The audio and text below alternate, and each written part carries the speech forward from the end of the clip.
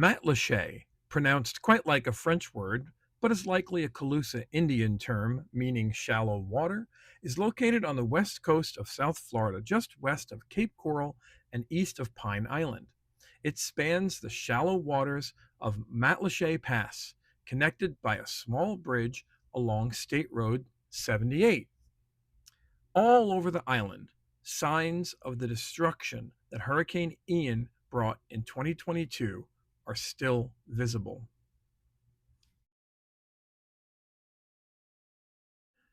We arrived on Matlacha on a rainy day in March 2026. Thankfully, it was not hurricane season. Before stopping at our Airbnb, we needed to stock up on provisions at Farmer Joe's Country Grocery Store, located about 10 minutes east of Matlacha.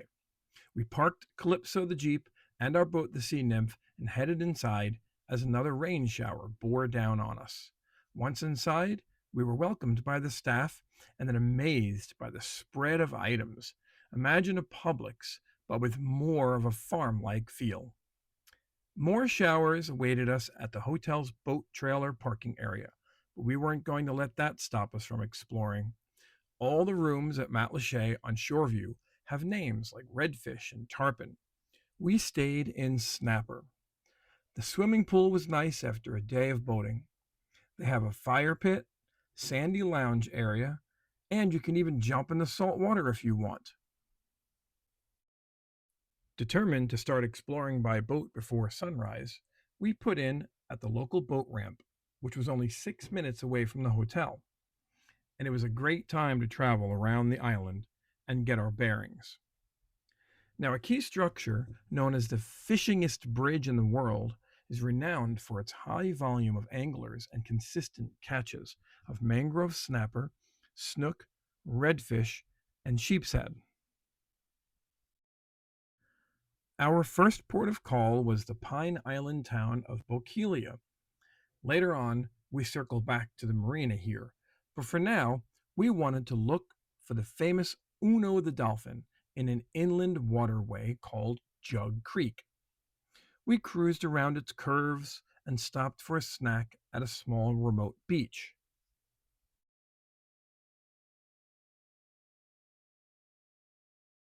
We continued our journey west until we landed at Cayo Costa State Park. This island, accessible only by boat or kayak, was a former fishing ground of the Calusa Indians and features 9 miles of undeveloped shoreline for swimming, snorkeling, shelling, fishing, and bird watching. Shorebirds are numerous, and one might spot manatees, porpoises, and sea turtles offshore. The walk across the island where the main entrance and docks are is about a mile, so thankfully we caught the tram. It runs about every hour or so and drops you off on the Gulf Coast. If you want to visit the beach but skip the crowds, make your way here.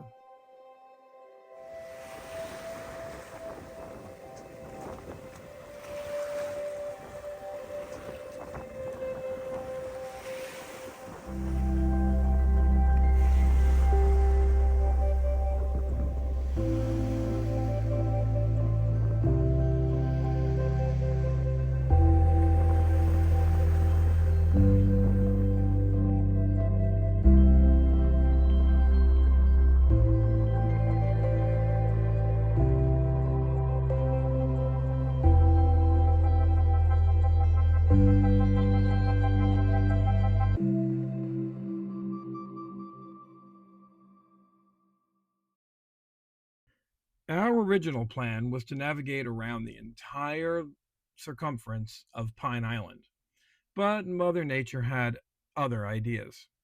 We did enjoy seeing the houses that line these remote islands and wondered what it would be like to live there year round. Eventually, though, we turned around and hightailed it out of the wind and the coming storm front, but more on that later. We cruised back to Bokeelia and found the Jug Creek Marina that had gas, snacks, and some certainly colorful characters.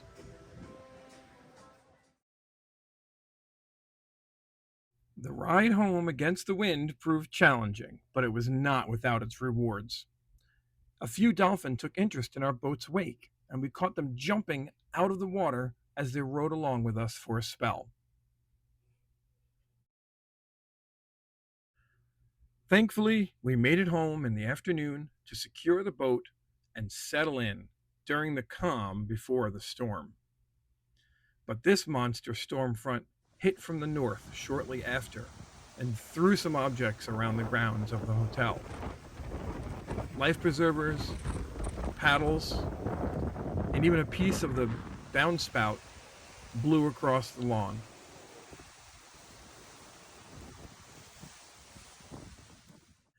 When we woke the next morning, the rain had stopped, but the temperature had dropped to the 50s. So we decided we needed a warm breakfast before heading out and stopped at the Perfect Cup. Nicely decorated with a nautical vibe and murals, this place has a self serve bottomless coffee bar and a great selection of food just right for a day on the water.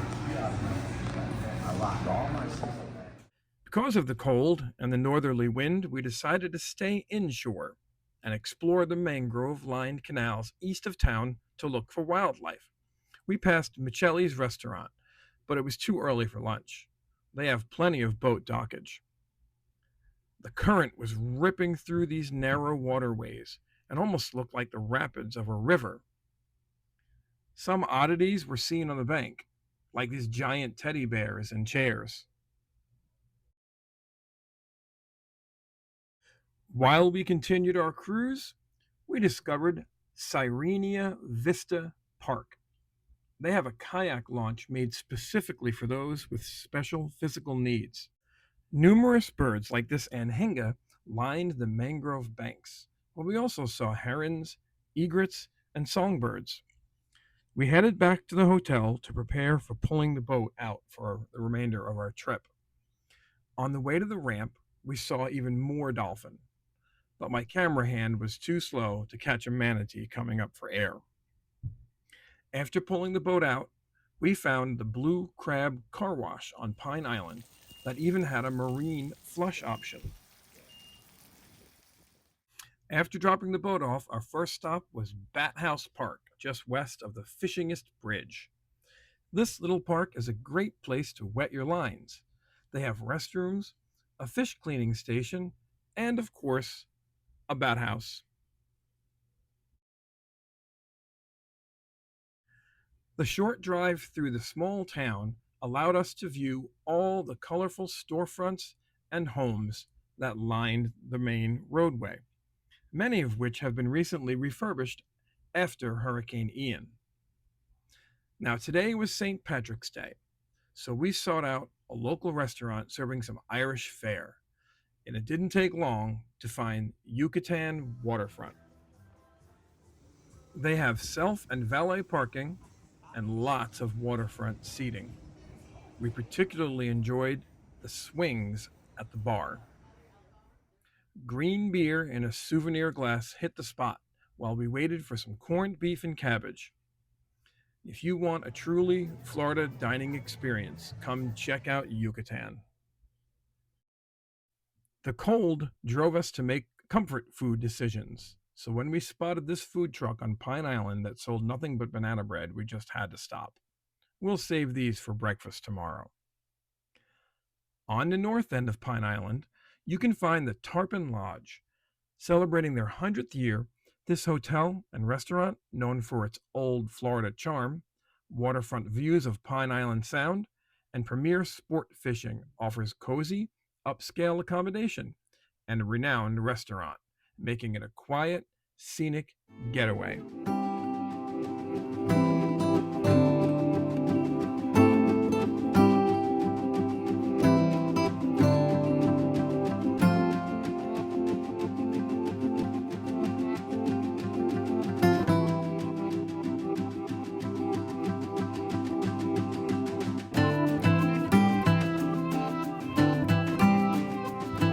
At one point, while enjoying our dessert, we found this 100-year-old photo showing a father and his daughter who not only caught 24 kingfish, but caught and killed a bottlenose dolphin.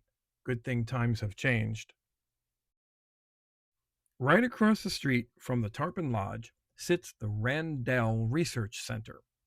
Part of the Florida Museum of Natural History, this site focuses on preserving and studying Florida's coastal and island heritage through research and education programs. Established in 1996 after a 53-acre donation of the Pineland Archaeological Site, the center now helps manage this largely state owned outdoor museum. Visitors can explore the Calusa Heritage Trail, featuring shell mounds, canals, and diverse habitats while enjoying guided tours, exhibits, and educational programs for all ages. After climbing to the top of one of the shell mounds, a fallen tree exposed hundreds of shells placed here by the Calusa Indians around 1,000 years ago. Back in Matlacha, we poked around some of the shops along Pine Island Road. Our first stop was Lovegrove Art Gallery. Now, they didn't allow us to take any pictures inside, but we purchased this micro print of a puffer that just made us smile. Next was the Matlacha Menagerie. This place was chock full of colorful decor, both inside and out.